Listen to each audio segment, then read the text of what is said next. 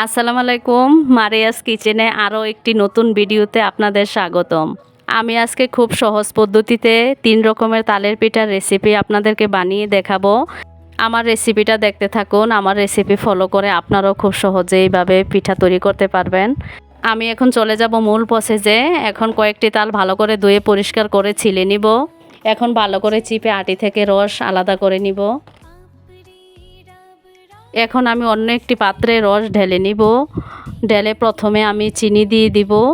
চিনি ভালো করে মিক্স করে নিব রসের সাথে। তারপর দিয়ে দিব লবণ। লবণ ভালো করে মিক্স করে নিয়ে দিয়ে দিব নারকেল। নারকেল ভালো করে মিক্স করে এখন দিয়ে দিব গুঁড়ি, চালের গুঁড়া। আমি এই ডোটা চালের গুঁড়ি দিয়ে রেডি করলাম। এটা চালের গুঁড়ি দিয়ে ভালো হয়, আপনারা সবাই চালের গুঁড়ি দিয়ে ট্রাই করবেন। এখন আমার ডো সম্পূর্ণ রেডি। এখন আমি দধির মতো কাইটা জাগ দিয়ে রেখে দিব, এটা জো আসার জন্য। আপনারা কম্বল দিয়ে এইভাবে আমার মতো ঢাকা দিয়ে দিবেন।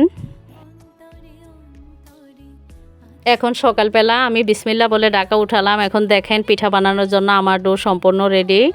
এখন আমি কলা পাতা দিয়ে বানাবো। প্রথমে দিয়ে দিলাম একটা তাওয়াতে, দেখেন। এখন আমি আবার উল্টে দিব। দেখেন আমার পিঠাটা কত সুন্দর হয়েছে।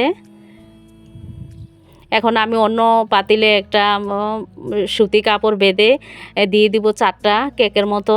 দেখেন আমার কেকগুলো অনেক সুন্দর হয়েছে। এটা দিয়ে দিব আমি কাঁঠাল পাতার পিঠার জন্য। এটা রেডি করলাম। আমি এখানে আপনাদের 3 আইটেমের রেসিপি দেখালাম। আমি যেভাবে রেডি করছি এভাবে আপনারাও রেডি করবেন, এভাবে বানাবেন। এই পিঠাটাও দেখবেন অনেক সুন্দর হয়েছে।